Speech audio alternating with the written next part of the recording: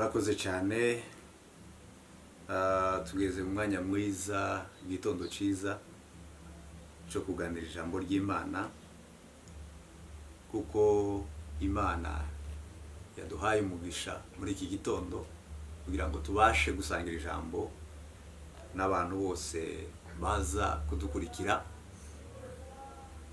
kugira ngo duhabwe umugisha naryo. Turashima Imana bwa mbere yuko Imana ikomeje kuturinda no kudufasha no kutubeshaho mu buzima bwose, kuko ntituriho ku bwacu ariko turiho ku bw'Umwana, turiho ku bwa Kristo. Rero Imana yatugiriye neza ikaduha ubuzima, tuyigarurira icyubahiro. Muri iki gitondo rero, mbere yuko tuganira ijambo ry'Imana, ndifuza ko tubanza gushima Imana mu masengesho kugira ngo tubone gutangira, kandi twiragiza n'Imana kubana natwe mu ijambo ryayo, kugira ngo Umwuka Wera abashe kutuyobora kumva ubushake bw'Imana kuri buri wese uri buze gukurikira aya magambo y'Imana. Kuko hari icyo Imana ishaka kutwigisha, hari icyo Imana ishaka kuduhinduraho mu buzima bwacu bwa buri munsi binyuze mu ijambo ryayo.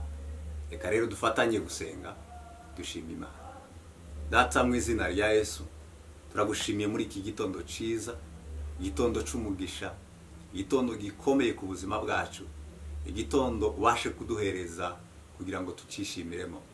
Dawudi yavuze neza, aravuga ngo n'uyu munsi Imana yaremye kugira ngo tubashe kuwishimiramo. Data, kubera ijambo ryawe rihindura ubuzima bwacu, rikiza ubuzima bwacu, rireme imbaraga mu bugingo bwacu. Turimo kuganira amagambo yo kwezwa, kandi kwezwa n'ubuzima bw'umukristo bwose.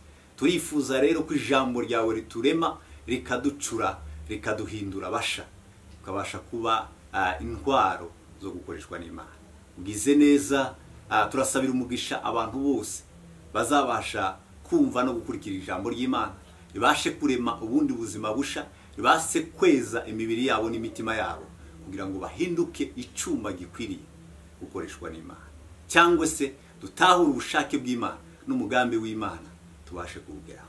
Bakoze tubisenze mu izina rya Yesu Kristo, amen. Turimo turaganira amagambo avuga hejuru yo kwezwa. Ni amagambo uku kwezi kose tuzabasha kuganira mu itorero rya Kristo ku isi, kandi ndetse ni ijambo tuzigeraho kugira ngo tubashe kuba mu buzima bwo kwezwa. Ayo magambo rero niyo turimo kuganira. Akenshi abantu bazakurikira kuri uyu mutandao cyangwa se kuri YouTube ya Church of Christ bazahasanga amagambo yo kwezwa. Niyo mugambo turimo kuganira muri uku kwezi kose. Rero muri iki gitondo ayo niyo magambo naje ndi buganire, kuko ntari buje inyuma yayo. Niyo magambo ndi buganire, kandi ndasaba Imana kugira ngo umuntu wese uyakurikira abashe kumva icyo Imana igendereye ku buzima bwe, kuko ijambo ry'Imana niryo ritweza. Amen. Ijambo ry'Imana niryo ritweza. Ijambo ry'Imana ni uruganda rucura umukristo. Kuko umuririmbyi yaravuze ngo ncure kandi ngunyeze, ngo mpindure icyuma cyawe. Ijambo ry'Imana nirwo ruganda ducamo, tukezwa, tukaboneka dukwiriye imbere y'Imana. Ku buryo rero buri muntu wese agomba kwigera ku ijambo ry'Imana kugira ngo ribashe kumuhindura uko Imana ishaka. Muri aya magambo rero turimo kwiga, reka dusome ijambo riri hano mu gitabo cy'Abaroma, ibice 12 n'umurongo wa 2.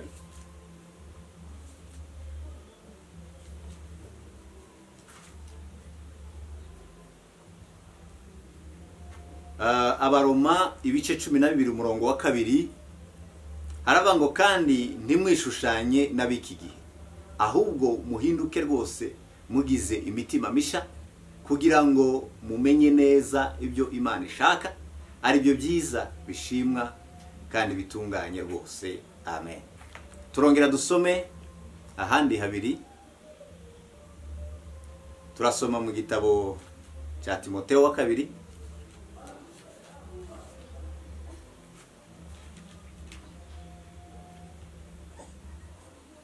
Timoteyo wa 2 ni ibice 2 n'umurongo wa 22.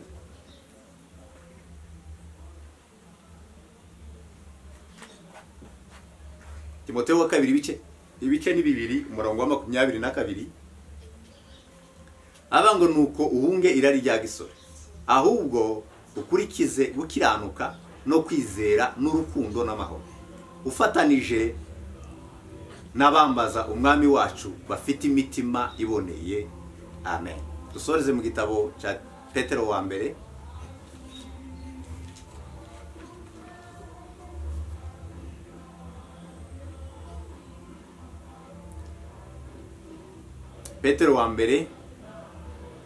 ni ibice 14,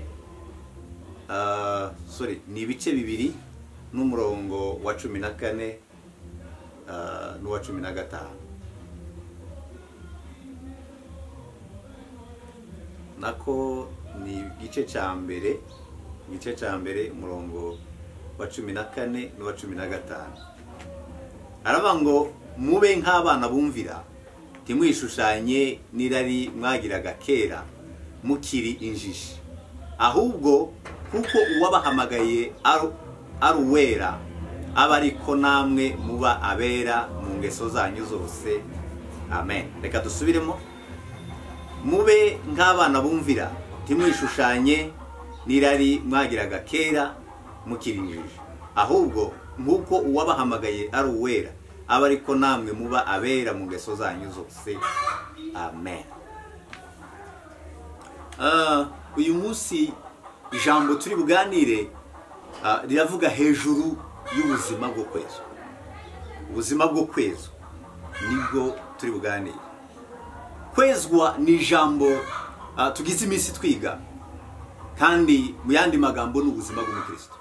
Ubuzima bw'umukristo bugomba kuba kwezwa umunsi ku wundi. Kwezwa usomye mu isezerano risha biravuga kwitandukanya. Biravuga kwitandukanya, kwiyegurira Imana. Kwitandukanya cyangwa se kwiyegurira Imana. Mu isezerano rya kera bivuga byavugaga guhuzwa n'ubutungane bw'Imana. Byavugaga guhuzwa n'ubutungane bw'Imana. Umuntu wakijijwe cyangwa se weguriwe gukorera Imana agomba guhura n'Imana, agomba gusa n'Imana, agomba kugira ubutungane n'Imana. Amen. Kwezwa rero ni ukwiyegurira Imana, ni ukwitandukanya n'ikindi kintu icyo ari cyo cyose mu buzima busanzwe, ukaba uw'Imana. Ukaba uw'Imana. Wakwibaza ngo mbese ni gute umuntu yakwitandukanya cyangwa se ni gute umuntu yagira ubutungane bw'Imana mu buzima bwe bwose? Kuko ijambo ry'Imana rivuga ngo bose bakoze ibyaha, ngo ntibabashije guhura n'ubwiza bw'Imana, ntibabashe gushikira ubwiza bw'Imana. Ariko ikintu kimwe cyangwa se uburyo bumwe bwonyine duhinduka abejejwe imbere y'Imana ni ukunyura mu nzira y'agakiza ka Yesu Kristo. Amen.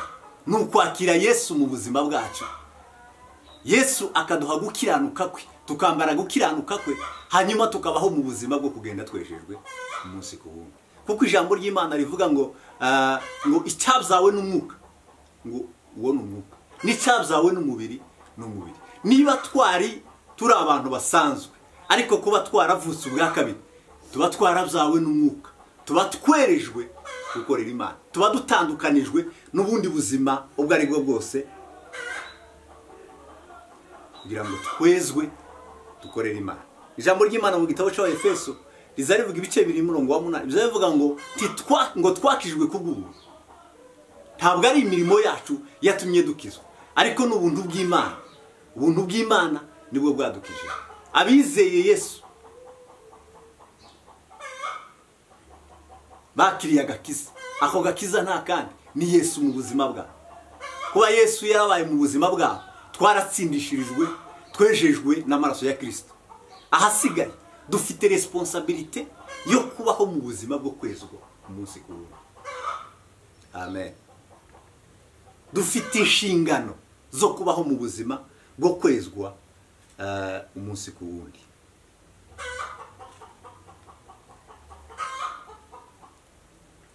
Nicyo gituma ijambo ry'Imana mu gitabo cya Petero ibice 2:8 biravuga indi statisha twagize, iyindi mibereho misha twagize, cyangwa se kundi gutandukanwa tukaba ubundi bwoko. Biravuga ngo turi ubwoko bwatoranijwe, ishanga ngo ryera, abatambyi b'ubwami, ndetse ngo turabe Imana yironkera. Idukuye mu mwijima, idushira mu muco w'itangazo. Bwana asifiwe. Twarahindutse. Umukristo wakijijwe, umukristo wavutse ubwa kabiri, yejejwe gukorera Imana. Yaratandukanijwe, yavuye aho yarari kera mu mirimo ya kera, yerezwa gukorera Imana. Yahindutse, yavuye mu bwami bw'umwijima aza mu muco w'Imana. Rero kwezwa ni ubuzima umuntu ahitamo, ni ubuzima umuntu ahitamo akabuyobora nk'uko Kristo ashaka. Ni ubuzima umuntu ahitamo akagendera mu bushake bw'Imana, ariko kumvira no kubaha ijambo ry'Imana cyangwa se amategeko y'Imana. Mu yandi magambo, kwezwa ni ukunezeza Imana. Bwana asifiwe. Kwezwa ni ukuba mu buzima bwo kunezeza Imana. Umugabo witwa Andrew yabivuze neza. Yaravuze ngo kwezwa n'imbuto umukristo yera umunsi ku munsi.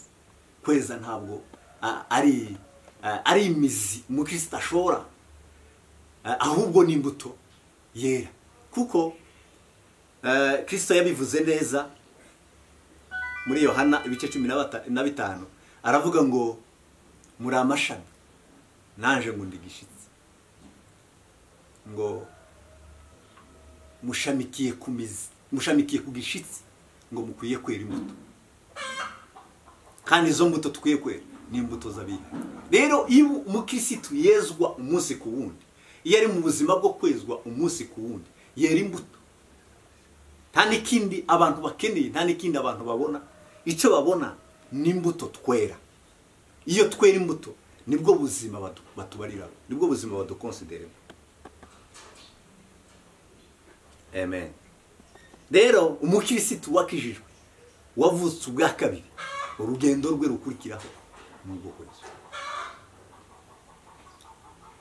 Urugendo rwe rukurikiraho n'ubwo kwezwa. Kuko Yesu yabibwiye abigishwa, arababwira ngo abantu nibabona ngo imirimo yanyu, ngo bahereko bahimbaza Data wo mu ijuru. Ikiza gituma abantu babona ubuzima bwa Gikristo muri twebwe ni imirimo, ni imbuto twebwe, ni ibikorwa byacu, ni uburyo tubayeho. Icyo nicyo gituma abantu bahinduka, bakamenya ko tuzi Imana, bakifuza kuba mu buzima tubayeho. Kubaho mu buzima bwo kwezwa ntibituruka ku rukundo ushaka uburyo Imana yadukunda, kandi ahubwo Imana yamaze kudukunda. Ntibituruka ku buryo twakora kugira ngo dukizwe, ahubwo twamaze gukizwa, twamaze gucungurwa. Ahubwo aho bituruka ni ubuzima, ni ubuzima umukristo abayemo, abanyemo n'Imana. Ni uburyo dukunda Imana, uburyo twegera Imana, uburyo dushaka Imana, uburyo twifuza Imana, uburyo dushaka kumenya Imana cyane. Nibyo bituma tugenda twitunganya, tukabaho mu buzima bw'ubushake bw'Imana, mu buzima bwo kubasha kugenda nk'uko Imana ishaka.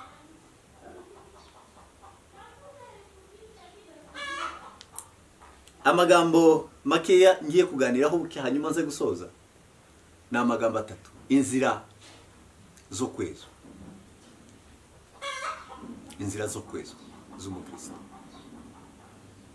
Ijambo rya mbere no kwitandukanya n'ibyisi ukabaho mu buzima bwo kwezwa. No kwitandukanya n'ubuzima bwose busanzwe bw'abantu, ukamenya kuko werejwe gukorera Imana, ukamenya kuko watandukanywe n'isi, ukamenya kuko utari uw'isi, niko Pawulo yavuze ngo ntitukiri abacu ngo twige, kuko twamaze kuba ab'Imana, twamaze kuja mu bundi buzima.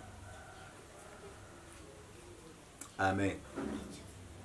Titukiri abacu ngo twigenge, tugomba kuba dufite ubundi utuyobora. Nuko idekonekite n'isi na systeme y'isi n'imikorere y'isi n'imivugire y'isi n'ubuzima isi idutegeka kubamo.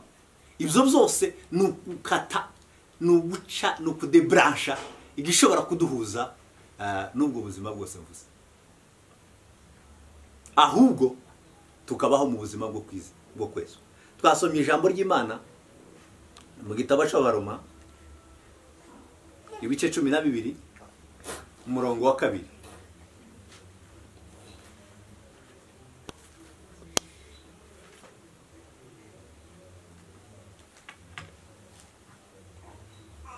Haravuga ngo kandi ntimwishushanye n'ab'iki gihe, ahubwo ngo muhinduke rwose mugize imitima misha, kugira ngo mumenye neza iby'Imana ishaka, ari byo byiza bishimwa kandi bitunganye rwose.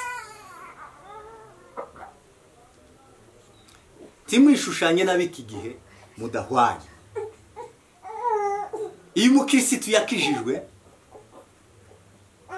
hari umuryango aba yaravuyemo akaja mu wundi muryango, hari ahantu aba yaravuye akaja ahandi, aba yarakuwe mu isi akajanwa mu muryango w'Imana.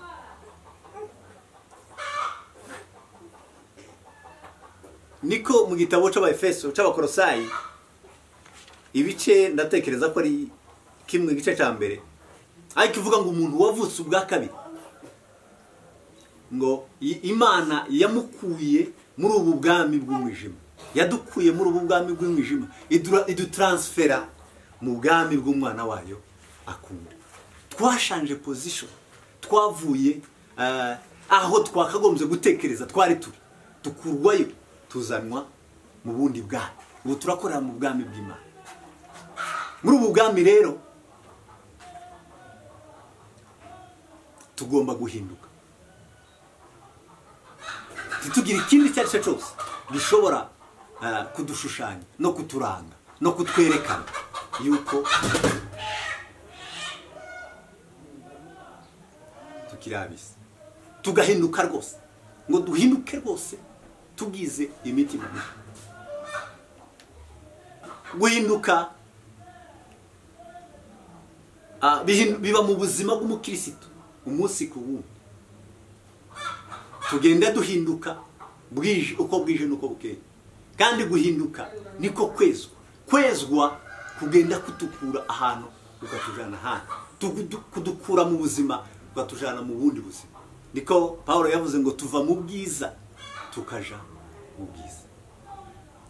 Guhinduka n'ugukura ibitekerezo byacu muri ibi bindi bigaragara bifatika muri ubu buzima busanzwe, ahubwo tukabiyobora mu mugambi w'Imana, tukabiyobora mu bushake bw'Imana. Icyo Imana ishaka akaba ari cyo tugenderamo.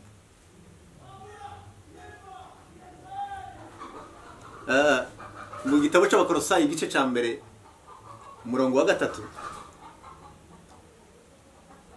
nako ni igice cya 3 umurongo wa 2 n'uwa 3, biravuga ngo nuko rero niba mwarazuranywe na Kristo, ngo mujye mushaka ibiri hejuru aho Kristo ari yicaye iburyo bw'Imana, ngo muje muheza imitima, muje muhoza imitima ku biri mu ijuru atari ku biri mu isi. Amen. Ubuzima bwacu ntibukiri ubuzima busanzwe, ahubwo ubuzima bwacu ni ubuzima bwa Kristo muri twe. Tugomba guhoza imitima yacu ku biri mu ijuru, kuko ijuru niryo rigomba kutugaburira, ijuru niryo rigomba kuduha amabwiriza, ijuru niryo tugomba twubaha, ijuru niryo tugomba kumvira. Mukristo wese wakijijwe, wavutse ubwa kabiri, witandukanyije n'isi, nta kigengwa n'ibiriho none, agengwa n'ijuru, ayoborwa n'ijuru. ijuru niryo akenera kumenya ubushake bw'Imana umunsi ku wundi, ku gikorwa icyo ari cyo cyose agiye gukora, no ku myumvire yose isanzwe ashobora kugira n'idasanzwe ashobora kugira. Atahura neza yuko atakiri uw'isi, atagikorera muri ubu buzima busanzwe, ahubwo icyo ategereza n'icyo agenderaho ni ijuru. Ijuru niryo rimuyobora, ijuru niryo rimutegeka. Ubuzima bw'umukirisitu wahindutse, icyambere ni ibitekerezo. Agomba guhinduka mu bitekerezo. Ibitekerezo ntahore atekereza indamu cyangwa se inyungu muri ubu buzima busanzwe n'ibyo tubona n'imikorere y'isi, ahubwo agatekereza ko icyo finansema ye ahituruka cyangwa se amabwiriza y'ubuzima bwe ahaturuka ni mu ijuru.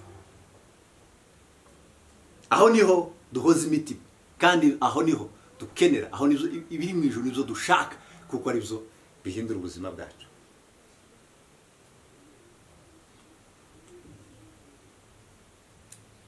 Usomye mu gitabo cy'Abaefeso ibice 4 umurongo wa 22 n'umurongo wa 23,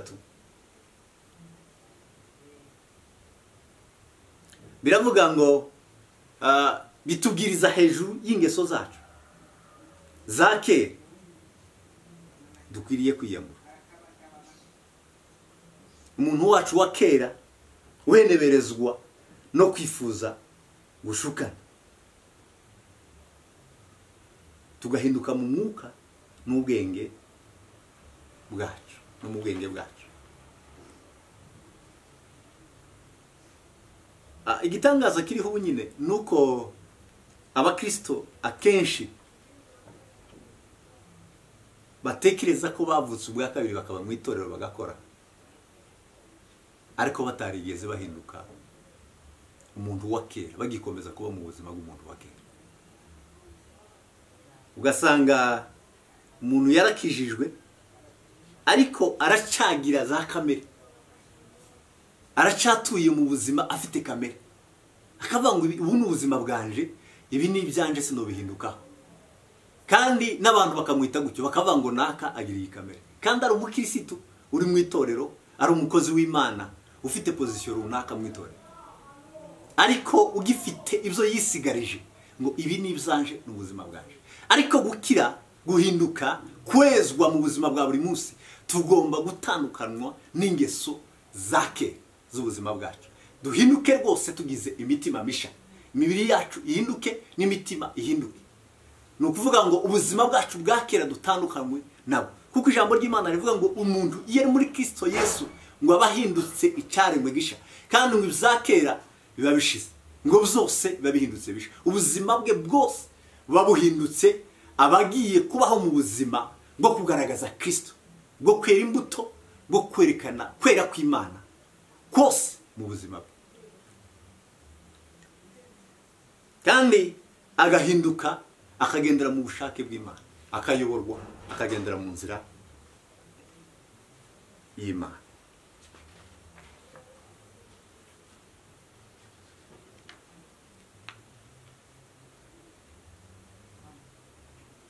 Twarakijijwe, twerejwe Imana, tugomba gukorera Imana. Tugomba kuba abanyamadini ngo dukurikire kuba abanyedini twibungenge umunsi wo kucumweru gusa, ahubwo ubuzima bwacu bwose bugomba guhinduka, bikagaragaza ko twejejwe, tugomba gukorera Imana, kandi tugatandukanwa rwose n'ubuzima ubwo ari bwo bwose butanezeza Imana.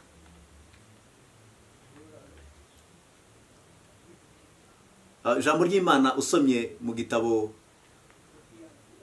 cy'Abakorinto ba 2 ibice 5 umurongo wa 14,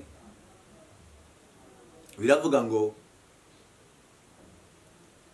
ntitwishushanye n'abandi tudahwanye. Bitubuza kugendana n'abantu tudahuye, abo tudahwanye, abo tudakorera hamwe, abo tutari mu bwami bumwe, abo abatarakizwa, abo ngabo nta busiyano, nta mibanire, nta buzima dusange. Twebwe twamaze guhinduka, twakuwe mu bwami bw'umwijuru tujanwa mu bwami bw'umuco. Tugomba kwezwa, tugomba kugaragaza itandukaniro ryacu hagati yabise, kuko gukizwa kwabo nuko babona ko twamaramaje, twahindutse, nabo bakatureberaho bakifuza ubuzima turimo. Kuko ijambo ry'Imana rivuga ngo iyo umuntu ngo abaye inshuti y'isi, akunze iby'isi, ngo abahindutse umwanzi w'Imana. Ariko bene data, twakijijwe tugahinduka rwose, tugira ibitekerezo bivuguruye kugira ngo tubashe kubaho mu buzima bwo kunezeza Imana. Imibiri yacu ihinduke, twerezwe gukorera Imana. Abantu nibatubona batubone mu Imana. Ijambo rya kabiri nshaka gusorezaho, nari kuvuga amagambo atatu ariko reka mvuge irindi rimwe hanyuma nsoze. Mukirisitu kugira ngo ube mu buzima bwo kwezwa nukubaha no kumvira ijambo ry'Imana.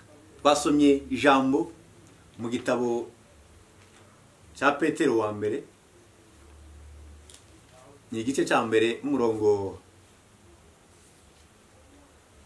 wa 14, aho uzavuze ngo mube nk'abana bumvira, timwishushanye n'irari mwagiraga kera mukiri injiji, ahubwo nk'uko uwabahamagaye ari uwera, aba ariko namwe muba abera mu ngeso zanyu zose. Amen.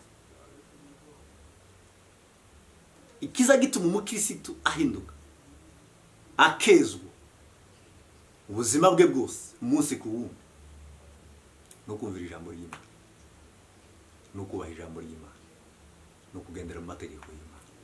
Kuko ijambo ry'Imana niryo ritwereka inzira y'ubukirisitu. Ijambo ry'Imana niryo twireberamo, niyo ndorerwamo, niyo ndorerwa y'ubuzima, niho dukura ingeso zose za gikirisitu, tubikura mu ijambo ry'Imana. Nta handi dukopera, nta bindi tubikuramo, nta bundi buzima wabonamo Imana, nta handi, ni mu ijambo ry'Imana. Kuko Kristo yavuze ngo nije nzira n'ukuri n'ubugingo, ntawuja kwa data ntamujana. Kandi ijambo ry'Imana ni Kristo wuzuye. Rero kugira ngo tubeho mu buzima bwo kwezwa nuko twubaha ijambo ry'Imana. Ijambo ry'Imana rikaba amahame umukirisitu yubakiyeho,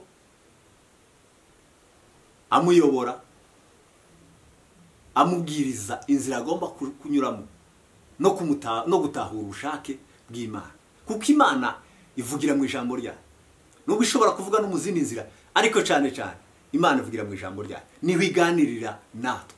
Imana iziganirira n'umukirisitu n'umuntu uri mu rugendo rwo kuja mu ijuru mu ijambo ryayo. Rero kugira ngo tube mu buzima bwo kwezwa, ijambo rikomeye rikuru no kubaha ijambo ryayo. Amen. No kubaha ijambo ry'Imana, ngo mube nk'abana bumvira. Kera ntitwari abana bumvira, kera twari abanyabyaha, twari dutandukanijwe n'Imana, ariko twarakijijwe umunsi twizeye tukemera Yesu nk'umwami n'umukiza ubugingo bwacu. Twarahindutse, tujanwa mu muryango w'Imana, turi abana b'Imana. Tugomba kuba abana bumvira, tugomba kumvira ijambo ry'Imana, tugomba kubaha Imana, tugomba kumvira Imana inyuze mu ijambo ryayo. Amen. Kugira ngo ubeho mu buzima bwejejwe, nuko habaho itandukaniro ryawe, hakabaho itandukaniro ryawe n'abandi. Kandi iryo tandukaniro ryawe n'abandi rizaterwa no guhinduka kwawe. Guhinduka k'ubuzima bwawe nta kindi kibuhindura, ni ijambo ry'Imana.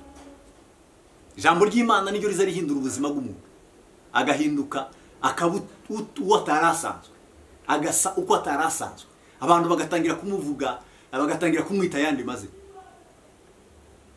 Cya kabiri, agahabwa umugisha uri mu ijambo ry'Imana. Umugisha mu ijambo ry'Imana ugera ku buzima bw'umukirisitu iyo yahindutse, agahinduka imbere, agahinduka n'inyuma. Icyo gihe yinjira mu migisha y'Imana. Amen. Agira itandukaniro rye n'abandi. Cya kabiri, byavuze ngo kureka ingeso zake, kuva mu zake tugahinduka, tukaba mu bundi buzima busha, aribwo gusa na Kristo umunsi ku wundi.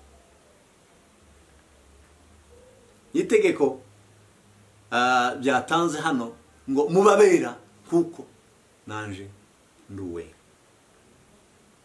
Ubuzima bwacu bugomba guhinduka, stati yawe igomba guhinduka.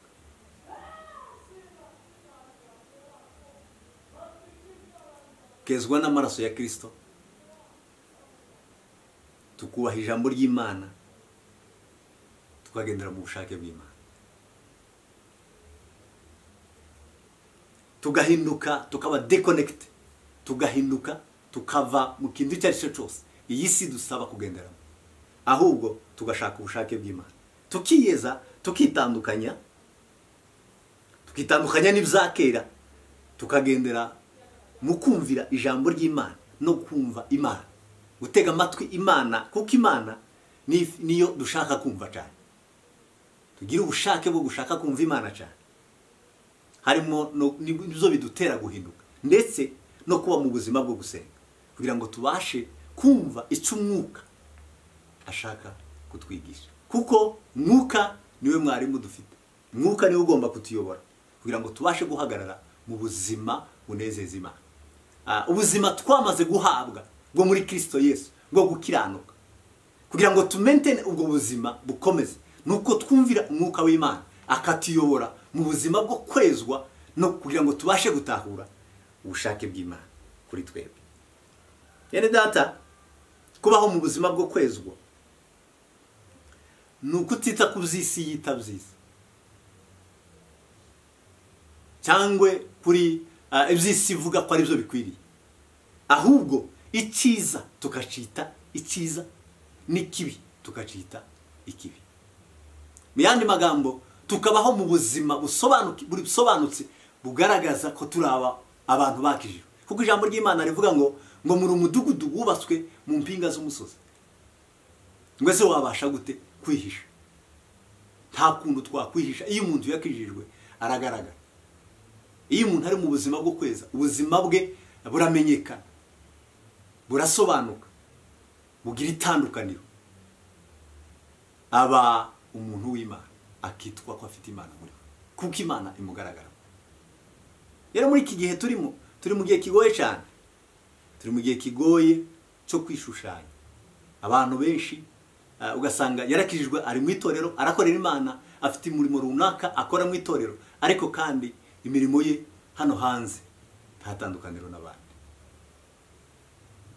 Ariko kubaho mu buzima bwejejwe ni ukwita icyiza kikaba icyiza, n'ikibi kikaba ikibi, kuko ijambo ry'Imana rivuga muri Yesaya ibice 5:20,